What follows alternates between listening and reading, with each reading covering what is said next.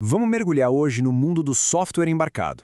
Sabe aquele código invisível que faz funcionar praticamente todos os aparelhos que a gente usa no dia a dia? É uma área gigantesca e super importante da engenharia de software, mas que, na maioria das vezes, a gente nem percebe que existe. Então, vamos descobrir o que é esse tal de software embarcado e como ele de fato move o nosso mundo.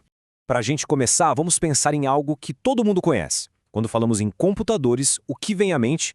Geralmente um desktop ou um notebook, certo?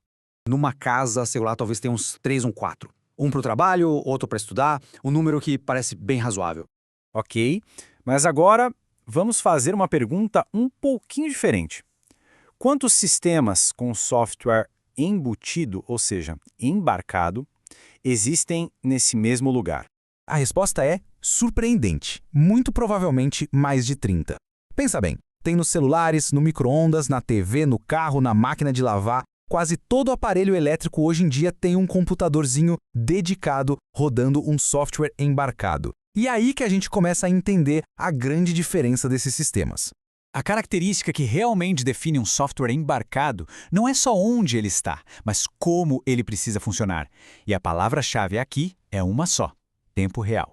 E aqui está a diferença fundamental. O software de um PC, ele foca em processar dados. O objetivo é ser o mais rápido possível, mas se levar um segundo a mais ou a menos para abrir um programa, geralmente não é o fim do mundo. Já o software embarcado, a missão dele é controlar um sistema, e a resposta precisa chegar dentro de um prazo super rigoroso. Essa é a definição formal, a de livro. O que isso quer dizer na prática? Que se um sistema de tempo real perde o prazo, ele falhou. Simples assim. Não adianta nada o cálculo estar certo se a resposta chegar tarde demais. Atrasou? A resposta pode se tornar inútil ou, pior, até perigosa. E olha só, nem todo o tempo real é criado da mesma forma. Existem os sistemas de tempo real rígido, como o freio ABS de um carro. Aqui, perder um prazo, mesmo que por uma fração de segundo, é uma falha catastrófica. E existem os de tempo real suave, como uma bomba de insulina. Nesse caso, um pequeno atraso pode até piorar o desempenho, mas não vai necessariamente causar uma falha completa e desastrosa. Tá, mas então como os engenheiros garantem que esses sistemas respondam sempre na hora certa? O projeto todo se baseia num modelo bem fundamental.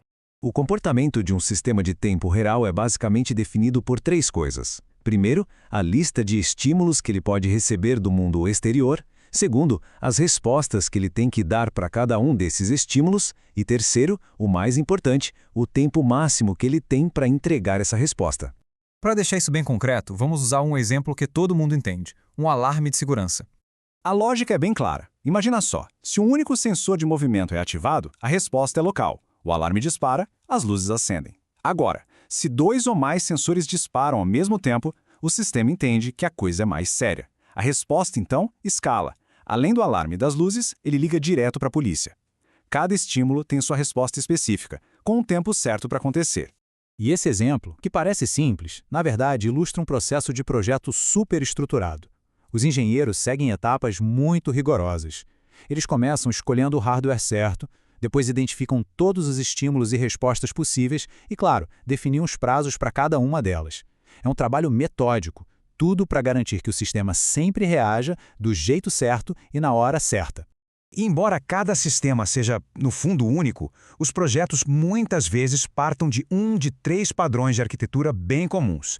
Pense neles como se fossem plantas baixas, sabe? Modelos que já foram testados e aprovados. O primeiro padrão é o mais direto de todos, é o observar e reagir. Ele é muito usado em sistemas de monitoramento e a lógica é bem simples. O sistema fica de olho nos sensores e quando alguma coisa fora do normal acontece, ele inicia uma ação. O nosso alarme de segurança é um exemplo perfeito disso. Ele observa o ambiente e, quando detecta algo suspeito, reage. O segundo padrão vai um pouquinho além. É o chamado controle ambiental. Esse aqui não apenas observa, ele gerencia ativamente o ambiente. O sistema usa os dados dos sensores para controlar atuadores, que são componentes que fazem alguma coisa no mundo físico. O sistema de freios ABS, por exemplo, monitora a velocidade das rodas e controla a pressão do freio para evitar que elas travem. Ele está agindo no ambiente. Já o terceiro padrão, o pipeline de processos, foi projetado para uma coisa bem específica: transformar dados em altíssima velocidade. Pensa numa linha de montagem. Ele quebra um processamento super complexo em várias etapas, uma depois da outra. Isso é perfeito para o tratamento rápido de informações, como em sistemas de processamento de vídeo ou áudio, onde cada etapa transforma o dado um pouquinho antes de passar para o próximo estágio. Mas quem é que comanda essa orquestra toda? O que garante que todos esses processos e prazos sejam cumpridos à risca? A resposta está num tipo bem especial de sistema operacional. Sistemas operacionais comuns, como Windows ou Linux, não servem para isso. Por quê? Porque as operações deles podem causar atrasos que são imprevisíveis. E é aí que entra o Sistema Operacional de Tempo Real, ou RTOS. Ele foi projetado do zero para ser previsível e extremamente eficiente. Um RTOS tem vários componentes essenciais, claro, como gerenciadores de recursos e de interrupções. Mas o cérebro, o coração da operação, é o agendador, ou em inglês, o scheduler. Ele funciona como um maestro de altíssima precisão, decidindo qual processo vai rodar e quando, tudo para garantir que todos os prazos críticos sejam cumpridos sem falhas. Então, no final das contas, o ponto crucial é este. O software embarcado é a base invisível do nosso mundo moderno. Ele está operando nos sistemas que garantem a nossa segurança, que nos conectam através de inúmeros aparelhos e que movimentam uma parte gigantesca da economia global. O que está em jogo aqui é imenso. A gente está falando de sistemas onde a diferença entre uma resposta dentro do prazo e uma resposta atrasada pode ser a diferença entre segurança e desastre. Nossas vidas, literalmente, muitas vezes dependem da precisão desse software. E tudo isso nos leva a uma reflexão final. Conforme mais e mais objetos ao nosso redor se tornam inteligentes, mais eles dependem desse software que exige perfeição no tempo. A grande questão é, qual vai ser o próximo aspecto das nossas vidas a ser silenciosamente transformado por esse código invisível e tão crítico?